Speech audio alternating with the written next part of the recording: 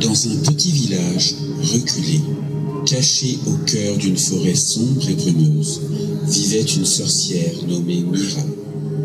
On racontait que Mira était vieille comme les arbres et qu'elle connaissait les secrets de la forêt. Les villageois, bien qu'effrayés, se tournaient vers elle pour des conseils lorsque des malheurs frappaient. Mais personne n'osait s'aventurer jusqu'à sa demeure sans une très bonne raison.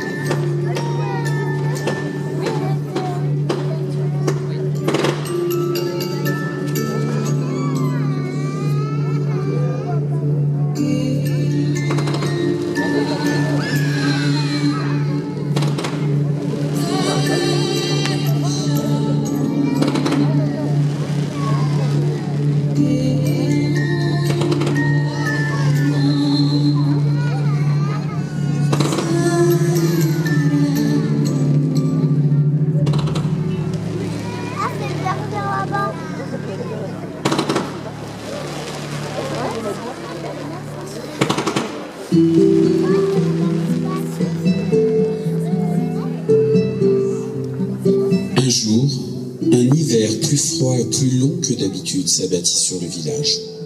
Les récoltes avaient gelé, les animaux se faisaient rares et la famine menaçait. Les villageois se réunirent, discutant d'une solution, jusqu'à ce que l'un d'eux, un jeune garçon du nom de Luc, décida d'aller voir Mira pour lui demander de l'aide. Le cœur battant, Luc s'enfonça alors dans la forêt pour trouver la cabane de la sorcière.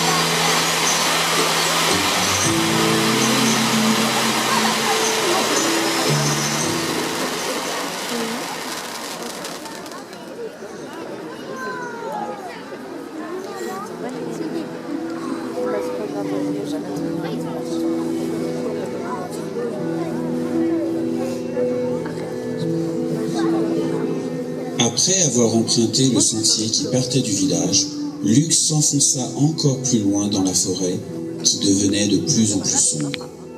Les branches des arbres ressemblaient à des bras et ne laissaient presque pas passer la lumière. Les bruits autour de lui semblaient si inquiétants. Enfin, il tomba sur une petite clairière où se trouvait une maison laissant échapper un peu de lumière de sa fenêtre et de la fumée de sa cheminée.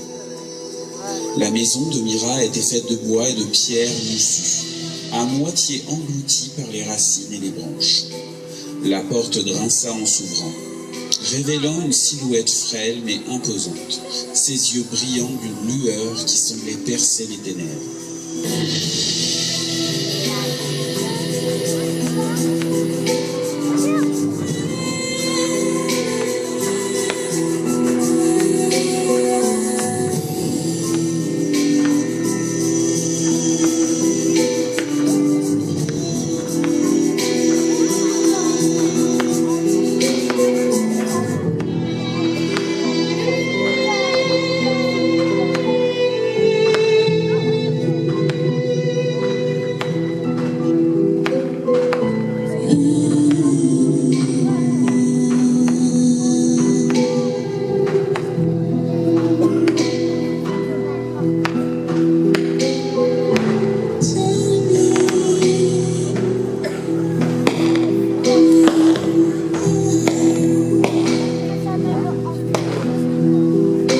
Pourquoi viens-tu ici, mon enfant ?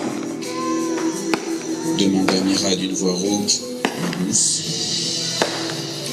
Luc expliqua la situation, sa voix tremblotant. Il raconta le froid, les champs dévastés et l'angoisse des villageois. Mira l'écouta en silence. Puis, elle ferma les yeux et lui dit : « Je peux vous aider, mais le prix sera grand. Le cœur de la forêt est le gardien de la chaleur et des récoltes. Pour qu'il libère la vie, il me faudra une part de lumière. » Luc, sans comprendre totalement, hocha la tête. Il était prêt à tout pour sauver son village.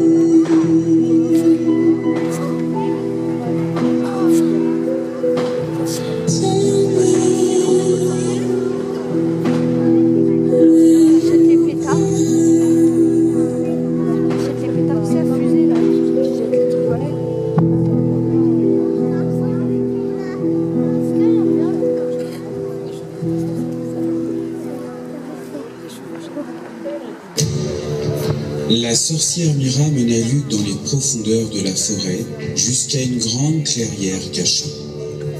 Là, au centre se dressait un chêne géant, plus ancien que le village lui-même. Mira posa la main sur le tronc, murmurant des mots dans une langue oubliée, et l'arbre sembla s'éveiller, ses branches frémissant doucement. La forêt prendra un morceau de ton âme, Luc, un éclat de ta lumière. C'est le prix à payer pour la chaleur de ton village. Luc hésita un instant, mais voyant les regards fatigués de ses proches dans son esprit, il accepta. Mira posa alors ses mains sur son front, et il sentit une chaleur douce l'envahir, comme un feu apaisant mais puissant. Peu à peu, il sentit quelque chose en lui diminuer, comme une petite flamme qui vacillait.